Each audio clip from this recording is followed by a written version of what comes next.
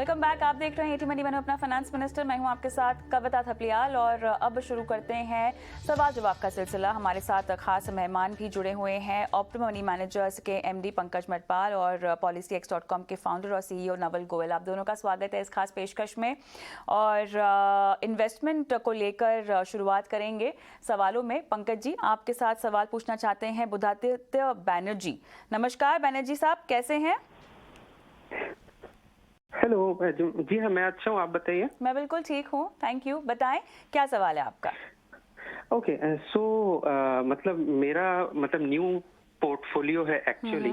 So just now मैंने start किया है। मेरी उम्र 35 साल है और मैंने एक्चुअली फ्लेक्सी कैप से थोड़ा सा स्टार्ट किया है, क्योंकि मतलब फ्लेक्सी कैप में बोलते हैं कि तीनों लार्ज, मिड और स्मॉल कैप में ज्यादा रुझान रहता है। तो उस हिसाब से मैंने दो मतलब म्यूचुअल फंड हाउसेस चूज किए हैं। एक है पराग पारिक, जिसमें 2000 से एसआईपी स्टार्ट किया है, और एक पीजीआईएम में 3000 से स्टार्ट किया है। सो मेरा एक्चुअली लॉन्ग टर्म का एजेंडा है, so for 20 years। So wanted to check कि मतलब अगर मुझे मतलब रिटायरमेंट कॉर्पस के लिए अगर निवेश करना है, so is this the right track? और अगर आप कुछ और फंड सुझाएंगे, और अगर कुछ आप इसमें मतलब मेरे पोर्टफोलियो में कुछ प्लसेस एंड माइनस करके अगर आप मुझे बता सकते हैं तो। चलिए, बहुत बढ़िया।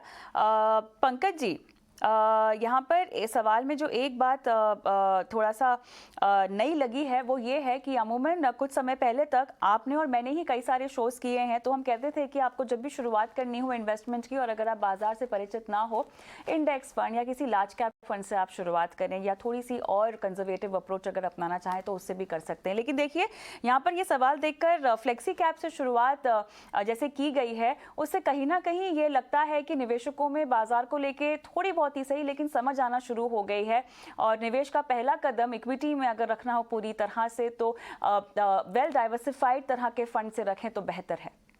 बिल्कुल कविता, सही कहा आपने कि निवेशक अब जागरूक हो गए हैं जी।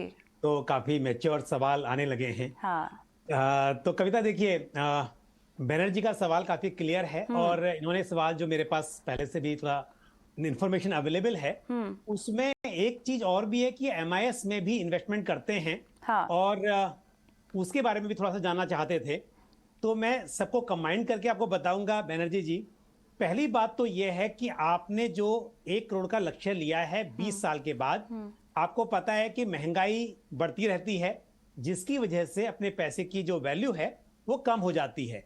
तो अगर मैं 7% का इन्फ्लेशन, 7% का इन्फ्लेशन यानी कि महंगाई की जो दर है वो एज्यूम करूं, तो आज से 20 साल के बाद जो 1 करोड़ रुपया होगा वो आज के करीब करीब 26 लाख रुपए के बराबर होगा। तो इसके लिए मुझे लगता है कि 26 लाख रुपए से रिटायरमेंट प्लानिंग नहीं होती है।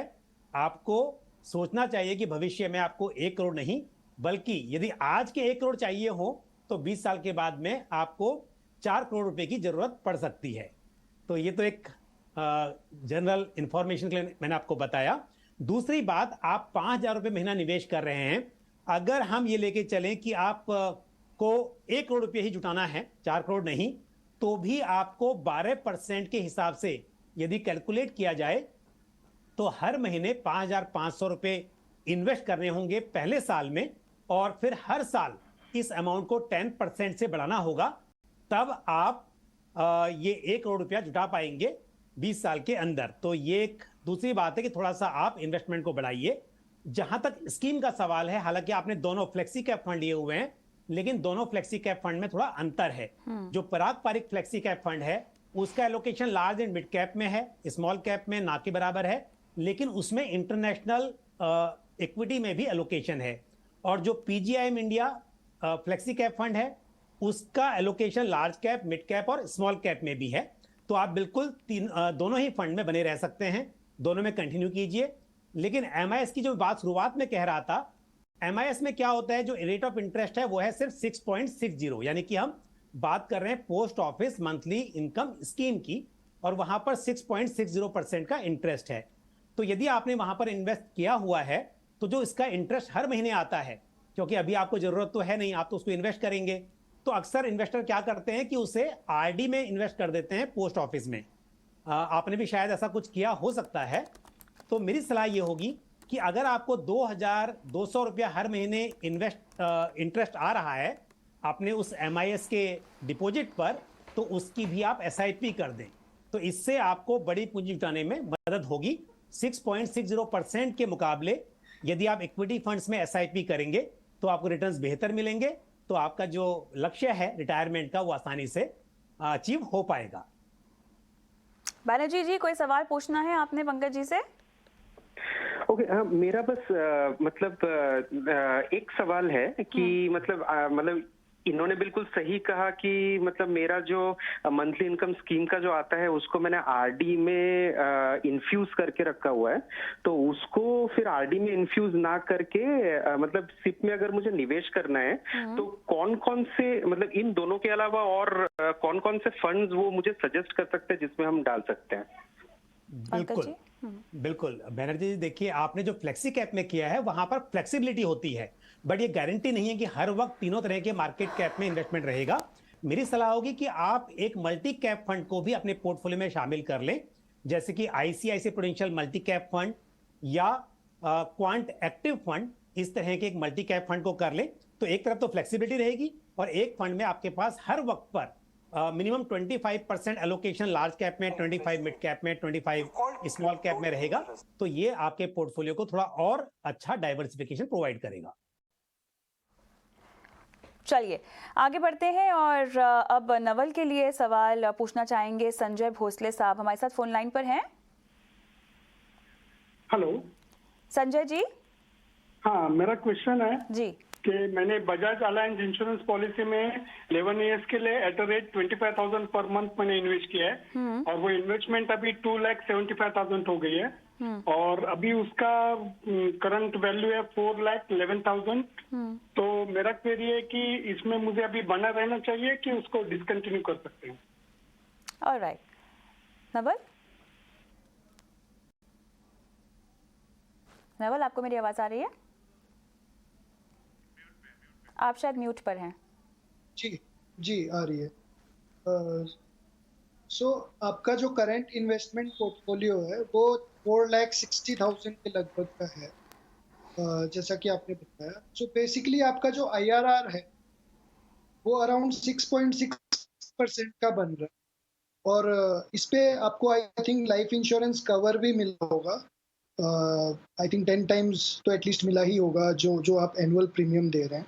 तो मेरा मानना है कि आप ये कंटिन्यू कर सकते हैं, क्योंकि आज के दिन 7% का IRR एक तरह से बहुत बुरा IRR नहीं है, कंसिडरिंग कि आजकल इंटरेस्ट रेट भी इसी रेट पे, जो रिस्क फ्री रेट है इसी रेट पे चल रहा है। तो मोर और लेस ये पॉलिसी आप चलिए, यहाँ पर थोड़ा सा नेटवर्क का इशू आ रहा है, लेकिन पंकज जी आपने भी इनका सवाल सुना होगा। 11 साल से सालाना 25,000 रुपये बजाज अलायंस की पॉलिसी में ये डाल रहे हैं और नवल शायद वापस आ गए हमारे पास। नवल, आप समझा रहे थे ओवरऑल इस पॉलिसी में इनको क्या करना चाहिए अब? नवल, चलिए फिर से जुड़ेंगे। पंकज जी, तब तक आप जवाब देने की कोशिश कीजिएगा, क्योंकि महंगाई को मात देने वाला रिटर्न तो इनको नहीं मिल पा रहा है। बिल्कुल, देखिए यदि इन्वेस्टर के पास में एक टर्म इंश्योरेंस हो तो मेरे हिसाब से आपको इस तरह की पॉलिसी को सरेंडर कर देना चाहिए। अगर इतने साल से आप कर रहे हैं लेकिन आपका पर्पस अगर इंश्योरेंस नहीं है, आपका पर्पस मतलब इंश्योरेंस है, तो आप टर्म इंश्योरेंस बाय कर लें। और इन्वेस्टमेंट के हिसाब से कर रहे थे तो मुझे लगता है कि जिस तरह का IRR अभी नवल जी बता रहे थे, मैं तो बहुत ज्यादा सेटिस्फाइड नहीं हूं उससे, और काफी समय से आपने इन्वेस्टमेंट किया है तो अभी आपको यहाँ पर शायद चार्जेस भी नहीं लगेंगे, कोई सरेंडर चार्जेस, तो इसको सरेंडर कर दें।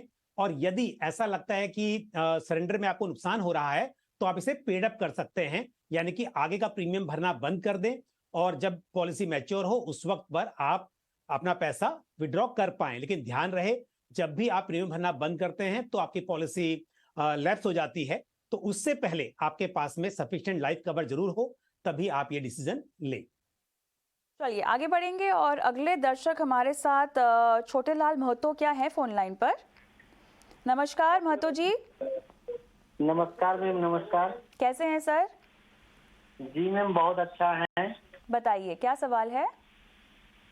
वो मेरा सवाल है मैम कि मैं कुछ वही 3 लाख 4 लाख जो है कि लमसम में इन्वेस्ट करना चाहते हैं आपका म्यूचुअल फंड में, तो किस फंड में इन्वेस्ट करें? और ये चीज मुझे समझ में नहीं आ रहा है क्योंकि मुझे इसका नॉलेज ज्यादा नहीं है। हाँ हाँ। और कुछ SIP भी हमें करना है आपका, तो किस किस फंड में करेंगे ये भी मुझे पता नहीं है। ठीक है, तो 3 लाख का एक मुश्त निवेश और 10,000 की SIP, इन दोनों तरह के निवेश से आपको 50 लाख रुपए चाहिए, है ना? हाँ हाँ। और वो 15 साल में ही आपको 50 लाख रुपए चाहिए? जी जी जी। ओके, पंकज जी। महातो जी, आपने कहा कि आपको बहुत समझ नहीं है, लेकिन मैं तो तारीफ करूंगा कि आपके गोल को लेकर आपको बहुत क्लैरिटी है। लमसम, SIP गोल भी तय किया हुआ है, समय भी तय किया हुआ है। और जैसा कि आपने लिखा है, आपने कहा है कि 50 लाख रुपए आपको इकट्ठा करने हैं। देखिए, यदि आप जो लमसम इन्वेस्टमेंट कर रहे हैं 3 लाख, उस पर मैं 12% का रिटर्न एक्सपेक्ट करूं तो लगभग हो जाते हैं आपके 16 लाख रुपए 15 साल में। और जहां तक SIP का सवाल है, 10,000 रुपीज पर मंथ के आप SIP करेंगे, उस पर भी यदि हम 12% का रिटर्न एज्यूम करें तो उससे लगभग हो जाएंगे 48 लाख रुपीज। आपका लक्ष्य है 50 लाख का, लेकिन यदि 12% का रिटर्न भी यहां पर मिलता है, जो मैं लेके चलता हूं कि लंबे समय में पॉसिबल है, तो आपके पास यहां पर 64 लाख रुपए बन जाते हैं। तो मतलब आपने गोल को आसानी से अचीव कर सकते हैं। इसकी मैं आपको बताऊंगा। देखिए, पहले लमसम में जो आपको 3 लाख रुपए करने हैं, 3 स्कीम में 1-1 लाख रुपए आप इन्वेस्ट कर दीजिए। एक होगी ICICI prudential large and mid cap fund, दूसरी स्कीम होगी क्वांट एक्टिव फंड, और तीसरा मैं सजेस्ट करूंगा आपको Nippon India flexi cap fund. तो ये 3 फंड्स में आप लमसम इन्वेस्टमेंट कीजिए। और जहां तक SIP का सवाल है, उसके लिए again ICICI prudential large and mid cap fund में जिसमें आप लमसम कर रहे हैं, उसी में SIP कीजिए। और उसके बाद Motilal Oswal mid cap fund में आप SIP कीजिए। एक क्वांट एक्टिव फंड, उसमें आप लमसम भी कर रहे हैं, उसमें भी SIP शुरू कर दीजिए। और Nippon India flexi cap fund, उसमें भी लमसम के साथ साथ SIP कीजिए। तो 4 स्कीम है SIP की, 3 वही हैं जिसमें आप लमसम कर रहे हैं, एक एडिशनल है मोतीलाल ओसवाल मिड कैप, और चारों में 2,500 हजार की SIP आप करें तो 10,000 रुपया आपका महीने का यहां पर हो जाएगा। तो आप टारगेट को आसानी से अचीव कर सकते हैं। All the best to you. Alright, good luck. आगे बढ़ते हैं और हमें सोशल मीडिया से सवाल पूछा है राहुल राजन ने, और इनका सवाल नवल ये है कि जीवन बीमा इन्हें खरीदना है और कैसे खरीदना चाहिए? जी, सो जीवन बीमा खरीदने के लिए काफ़ी ऑप्शंस हैं। एक तो ये है कि ये ऑनलाइन जाके रिसर्च कर सकते हैं, और जैसे comparison portal, policy x, policy बाजार, इस तरह के कंपैरिजन पोर्टल पे ये देख सकते हैं कि कौन से प्लान्स बेटर रेट्स प्रोवाइड कर रहे हैं और किसका क्लेम सेटलमेंट रेशियो बेटर है, और उससे कंपैरिजन करके ये खरीद सकते हैं। ऑनलाइन में जनरली 5% तक का डिस्काउंट भी मिलता है कंपेयर टू अगर ये एजेंट्स के थ्रू खरीदें। दूसरा ऑप्शन है, अगर इनको ऑनलाइन पे ट्रस्ट नहीं है, भरोसा नहीं है, तो ये एजेंट्स के थ्रू खरीद सकते हैं, जो इनके जान पहचान के एजेंट्स हो उनके थ्रू खरीद सकते हैं। तीसरा ऑप्शन है कि ये डायरेक्टली कंपनी से खरीद सकते हैं ऑनलाइन जाके। बेसिक सिंपल प्रोसीजर होता है, आप बेसिकली प्लान चूज करेंगे और उसके बाद आप प्रपोजल फॉर्म भरेंगे और कंपनी आपको बताएगी कि कितना कवर दे सकती है वो। ये पूरा प्रोसेस ऑनलाइन होता है, तो डेफिनेटली हाफ एन आवर और 1 आवर के बीच में आप ये पूरा का पूरा प्रोसेस कंप्लीट कर सकते हैं।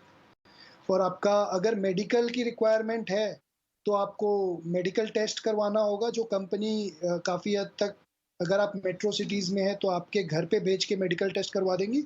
अदरवाइज आपको सेंटर में जाके मेडिकल टेस्ट कराना होगा और आपको पॉलिसी इशू हो जाएगी। चलिए, शो का लगभग आखिरी पड़ाव है, रुक करते हैं सीधा निवेश के गुरु मंत्र की ओर।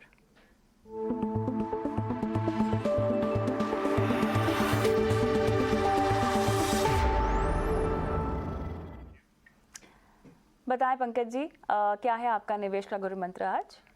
मैं ये कहूंगा कि निवेशक जब भी इन्वेस्टमेंट करते हैं तो एक रूल बेस्ड तरीके से करें। कई बार ऐसा देखा जाता है कि किसी गोल को लेकर इन्वेस्टमेंट किया जाता है, लेकिन इमोशनल बायसेस या इमोशन की वजह से वो ट्रैक से हट जाते हैं, क्योंकि फोकस नहीं होता है। तो सलाह ये है कि अपना जो गोल तय है उस पर फोकस करके आप एक रूल तय कर लें किस हिसाब से आपको आगे चलना है, ताकि इमोशन आपके इन्वेस्टमेंट पर हावी ना हो और आपके गोल के बीच में ना आए, तो ये मेरा एक सजेशन होगा। चलिए, तो ये था निवेशक गुरु मंत्र जो कि पंकज जी दे रहे थे। लेकिन एक सवाल यहाँ पर आया है नवल के लिए, अजीत कुमार का, और ये पूछ रहे हैं कि इनका भी जीवन बीमा को लेकर ही सवाल है, किन किन बातों का, सही पॉलिसी का चुनाव कैसे हो, ये पूछना चाह रहे हैं। जी, सबसे पहले आपको डिसाइड करना चाहिए कि आपको सम एश्योर्ड कितना लेना चाहिए। जनरली अगर आप यंग एज के हैं तो 15 से 20 गुना आपकी जो एनुअल इनकम है उसका आपको लेना चाहिए। बाकी डिपेंड करता है कि आपकी एलिजिबिलिटी क्या बनती है। दूसरा जो बहुत ही इम्पोर्टेंट डिसीजन है वो है टेन्योर का, कि आपको किस एज तक का कवरेज लेना चाहिए। जनरली रिकमेंडेशन रहती है कि आप की अर्निंग एज तक, जो कि 60-65 की होती है जनरली, वो एज तक लेना चाहिए, लेकिन आजकल लोग 70-75 एज तक का भी कवरेज लेते हैं। और तीसरा ये कि कौन सी कंपनी या कौन सा प्लान चूज करना चाहिए। तो कंपनी के चुनाव करते वक्त आप सबसे इम्पॉर्टेंट जो चीज़ है वो है क्लेम सेटलमेंट रेशियो, वो देखें। और दूसरा ये कि कंपनी बहुत पुरानी होनी चाहिए और काफ़ी बड़ी ब्रांड हो तो बेहतर है, और बाकी प्रीमियम के मुताबिक आप चूज कर सकते हैं। तो आई थिंक इन चीज़ों का अगर आप ख्याल रखेंगे तो आप एक अच्छा टर्म प्लान ले पाए। ऑलराइट, चलिए, तो यहाँ पर इसी के साथ आज के शो को हमें समाप्त करना होगा। पंकज जी आपका और नवल आपका बहुत बहुत धन्यवाद, समय निकाला, दर्शकों की फाइनेंशियल प्लानिंग की है। लेकिन जाते जाते बता दें आपको कि अगर इन्वेस्टमेंट और इंश्योरेंस पर आप भी सवाल पूछना चाहते हैं तो हमारा व्हाट्सएप नंबर है जो एक्सक्लूसिवली हमारा है। आप अपना फाइनेंशियल पोर्टफोलियो हमें भेज सकते हैं, हम आपकी सहायता करेंगे। Insurance, investment, tax, crypto currency, loan, credit card, कोई भी मुद्दा हो आपका, व्हाट्सएप नंबर आपकी स्क्रीन पर है, अपने सवाल हम तक पहुँचाएँ। नमस्कार।